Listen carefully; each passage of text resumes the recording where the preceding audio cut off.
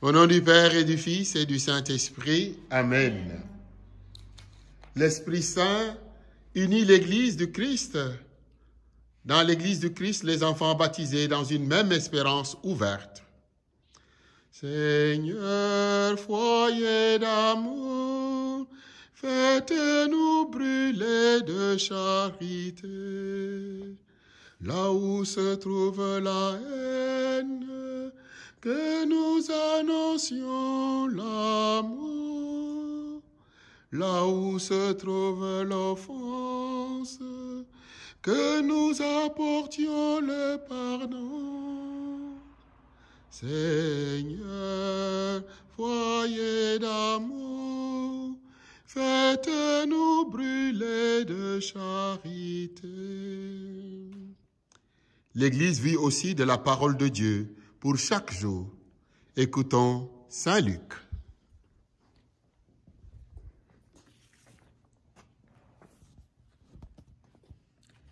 Saint Luc chapitre 21, 5 à 11. En ce temps-là, comme certains parlaient du temple, des belles pierres et des ex-voto qui le décoraient, Jésus leur déclara : « Ce que vous contemplez, des jours viendront où il n'en restera pas pierre sur pierre. Tout sera détruit. » Ils lui demandèrent : « Maître, quand cela arrivera-t-il ? Et quel sera le signe que cela est sur le point d'arriver ? » Jésus répondit : « Prenez garde de ne pas vous laisser égarer, car beaucoup viendront sous mon nom et diront : c'est moi, ou encore le moment est tout proche. Ne marchez pas derrière eux. Quand vous entendrez parler de guerre et de désordre, ne soyez pas terrifiés. Il faut que cela arrive d'abord, mais ce ne sera pas aussitôt la fin. » Alors Jésus ajouta : « On se dressera, nation contre nation, royaume contre royaume. Il y aura de grands tremblements de terre, et en divers lieux des famines et des épidémies. Des phénomènes effrayants surviendront, et de grands signes venus du ciel. » Seigneur, foyer d'amour, faites-nous brûler de charité. Prenons le temps d'un examen. Dans l'écho à la fête du Christ roi, célébrée il y a 2 jours, la parole de Dieu en Saint Luc, au long de toute cette semaine, montre un horizon, un avenir. Cet horizon semble tout de même bien sombre. C'est la 2e fois que Jésus dit qu'il n'en restera pas pierre sur pierre.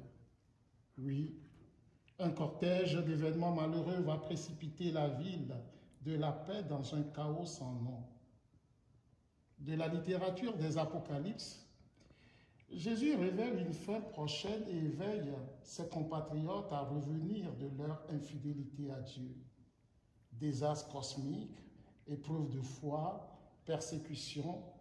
Le scénario se passera de commentaires au long de l'histoire de l'Église, chaque fois que le peuple se sera éloigné de son Seigneur. Diverses phases se succèdent, étroitement imbriquées: destruction du temple, fin du monde, jugement de Jérusalem, venue du Fils de l'homme. La séparation des vivants et des morts, assimilée de celle de bons avec les méchants, de ceux de droite avec ceux de gauche, marque pour ainsi dire l'histoire des hommes vers sa phase décisive, phase qui dure encore, tel l'enfantement qu'évoque saint Paul pour un monde tourné vers Dieu. La certitude du jugement suit un discernement qui touche le monde animal et naturel et le monde humain. Il convient dès lors de se préparer, de prévoir son camp, de veiller, d'espérer. De toute cette perspective, Jésus ne nuance pas ses propos et nous tient vigilants, en maître enseignant et révélateur d'une médiation unique. Jésus dévoile les signes accompagnateurs. il insiste sur les consignes de mise en garde. Et lui-même se garde de préciser quoi que ce soit sur la date, le temps. Il avait déjà laissé entendre que seul le Père savait. En fils unique de son Père, il ne semblait pas être dans le mystère. Les repères ultimes de l'espace et du temps sont seulement de la compétence du Père de Jésus. Pourquoi arrive-t-il encore aujourd'hui? Des gens se laissent berner par des marchands d'illusions et des commerciaux de fin de monde. Chaque jour conserve sa fin de monde.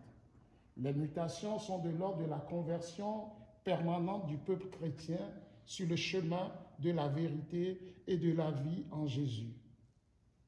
Prions pour que notre cœur de croyant demeure cette cellule de prière, à l'instar de l'Église, où Dieu reste le messager de paix qui nous prépare à la rencontre un jour avec l'Éternel.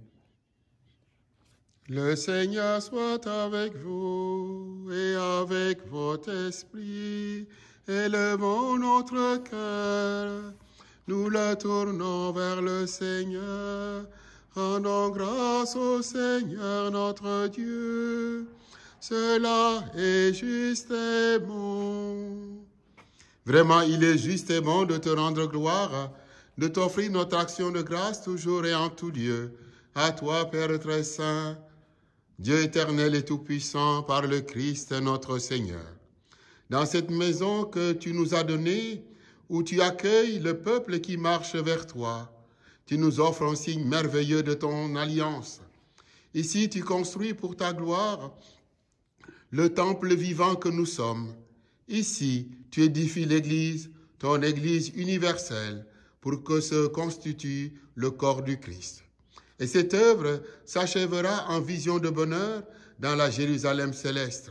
C'est pourquoi, avec la foule immense des témoins, en ce lieu que tu nous as consacré, nous te bénissons et nous te glorifions. Seigneur, foyer d'amour, faites-nous brûler de charité. Là où se trouve la tristesse, que nous annoncions la joie. Là où se trouvent les ténèbres, que nous répandions la lumière. Seigneur, foyer d'amour, faites-nous brûler de charité. Nous rendons